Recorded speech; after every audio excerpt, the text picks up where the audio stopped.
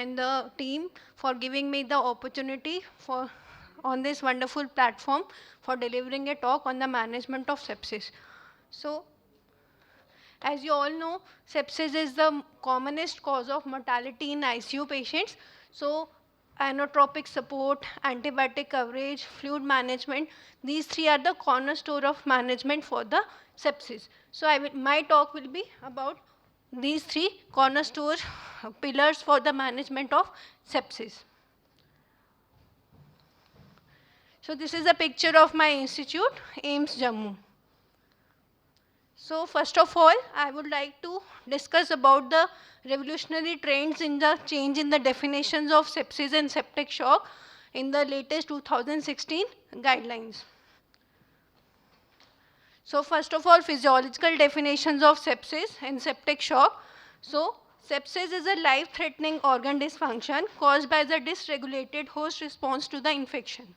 And septic shock is sepsis with circulatory and cellular metabolic abnormalities profound enough to substantially increase the mortality. These are the physiological definitions of sepsis and septic shock.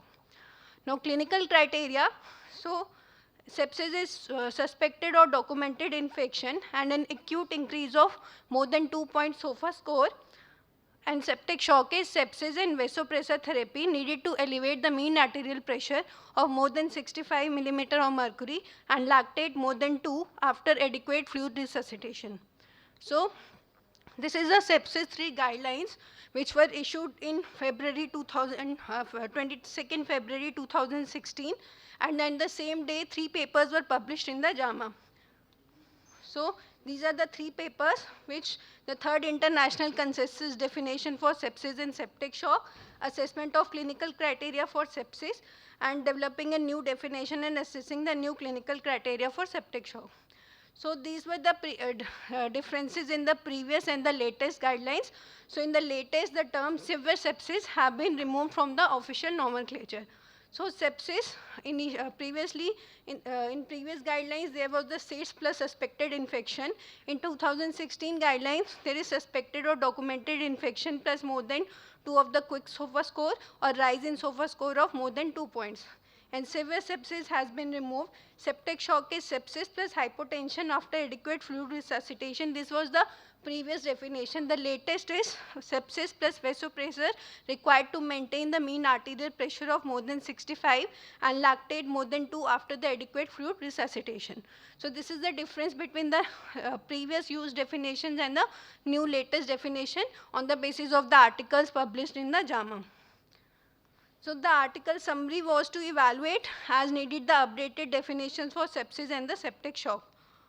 So key findings from this evidence synthesis from these articles were that the limitations of previous definitions were excessive focus on the inflammation, misleading model that sepsis follow continuum through severe sepsis to septic shock, inadequate specificity and sensitivity of the SIDS criteria.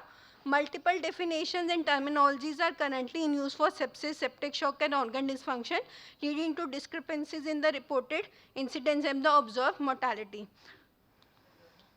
So in diagnosis, previously the SIDS was used, as most of you sitting over here knows the definition of SIDS. Then quick SOFA criteria include the respiratory rate, alternation in the systolic BP less than 100. So this was the SOFA score, including the respiration, coagulation, liver profile, cardiovascular profile, CNS profile, and renal profile. So the available criteria for different sepsis scoring system in the emergency department, the article was published in the Journal of Emergency Medicine in 2021, where the role of these individual score system was evaluated, whether at what time they should be done and what are the points that are available at that time and to be considered. So this was the table of this study. In this, at 0 hours and 3 hours, T1 is at 3 hours and T2 at the 6 hours. The news criteria, precept criteria, and SOFA criteria was having all the availability criteria at the 6 hours point. So most laboratory values, more than 90% were available by 3 hours and 6 hours except for the bilirubin and creatinine. So the results suggest that quick SOFA, PRECEP and NEWS, which were very vital signs dependent, can be utilized close to the time of the triage. So this is about whether what type of scores can be used initially for the diagnosis of the sepsis. So we recommend against using Quick SOFA compared with the SITS, NEWS or MUSE as a single screening tool for sepsis or septic shock. So this is the guidelines, latest guidelines published by the Surviving Sepsis Campaign guidelines in the Journal of Critical Care Medicine in 2021. So this is the six care bundle we commonly use, that is high flow oxygen usage, then IV antibiotics, IV fluid resuscitation, taking blood cultures, checking lactate and monitoring the early urine output and considering the catheterization. So intravenous fluids. So first 3 hours, the recommendation from this Surviving Sepsis Campaign guidelines is rapid infusion of fluids 30 ml per kg administered in well-defined bolus, that is 500 ml. Balanced crystalloids are preferred rather than a normal saline. So this is how we manage the septic shock. If we see the patient of septic shock, we have to ensure the central line assess, arterial line assess. Then we have to see for the central venous pressure, then intrathoracic brachial volume index. If CVP is less than 8, intrathoracic brachial volume index is less than 850, we have to start with the crystalloid colloids. Then next, we have to see for the mean arterial pressure, systolic arterial pressure, then vasopressor to start if the mean arterial pressure is less than 65 and systolic arterial pressure is less than 90.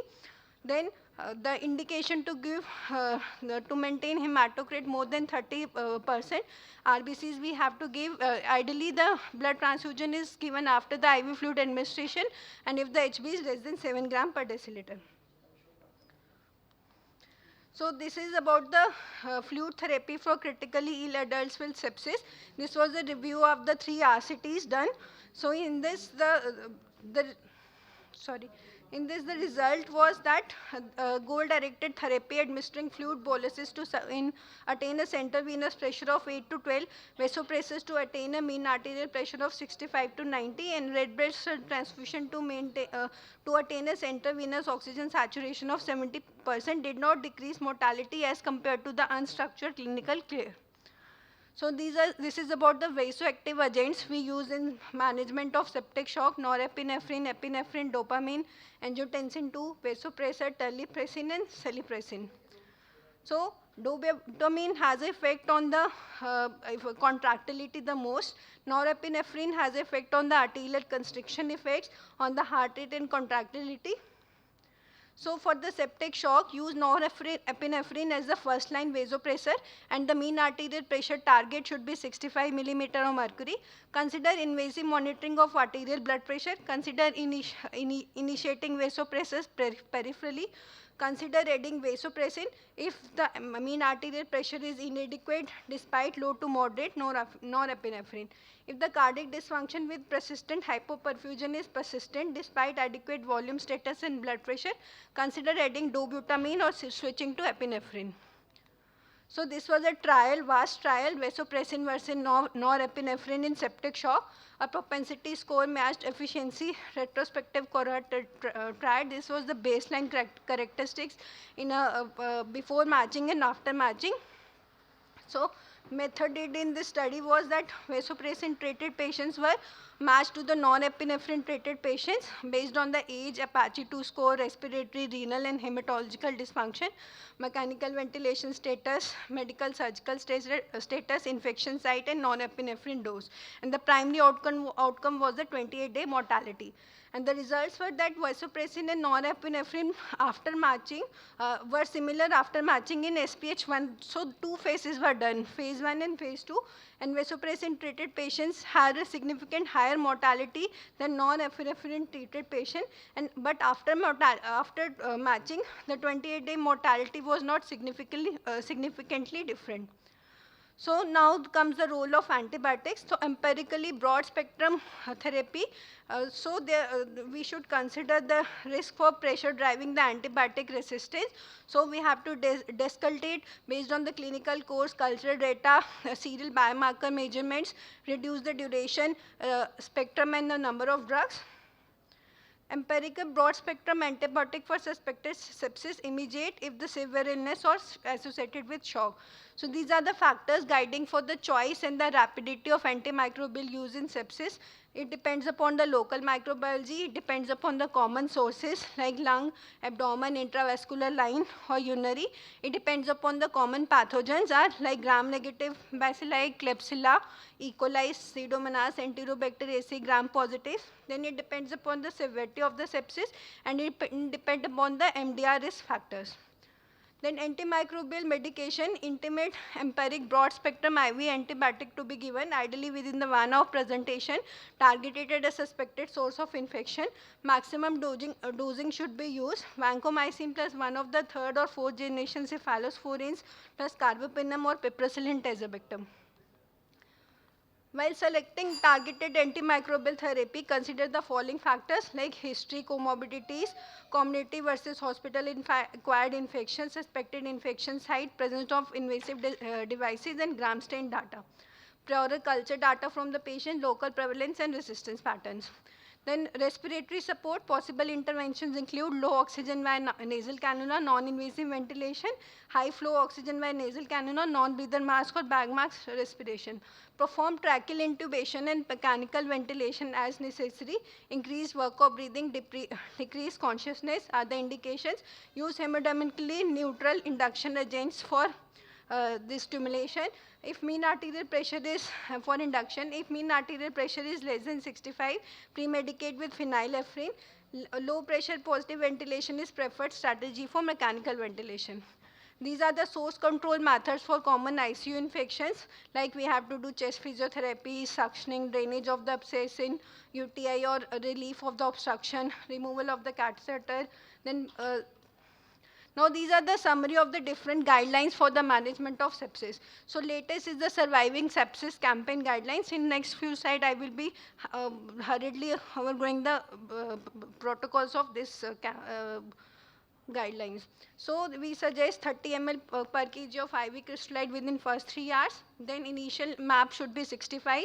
Then for infection, we recommend continuously re-evaluating and searching for the alternative diagnosis and discontinuing empiric antimicrobials if alternative cause of illness is demonstrated or strongly suspected. Then for adults with sepsis or septic shock, we could these were the recommendations from 2021 guidelines that recommend optimizing dosing strategies of antimicrobials based on the accepted pharmacokinetic and pharmacodynamic principles and rapidly identifying or excluding a specific anatomical diagnosis of infection, prompt removal of intravascular access devices. Then I already told about the septic shock. Then ventilation. So sepsis-induced ARDS, we recommend low tidal volume over a high tidal volume. And for severe IDS, the upper limit of goal for plateau pressure is 30 centimeter of water. And this is important that we have to consider the for venous thromboembolism for prophylaxis. We have to these guidelines recommend that low molecular weight heparin is preferred over the unfractionated heparin for weighty prophylaxis. Now the therapies being investigated in recent trials are interferon gamma, granulocyte, macrophage colony-stimulating factor, anticoagulant, prostacyclin analogs, naloxone, pentoxifylline, statins, vitamin C and acetaminophen. Acetaminophen trial is in May 2024 that 4 to 6 days dosing is being investigated for the management of sepsis. So thank you for listening patiently. Thank you. Thank you, Dr. Ritu, for delivering the last lecture. And you are the bravest speaker of all. Thank you, sir. Thank you very much. And coming all the way from Jammu, thank you, sir. Really needs appreciation. And your lecture was excellent, giving the brief overview how to treat sepsis. Thank you, ma'am. Thank you, sir. Ji. Now, for the vote of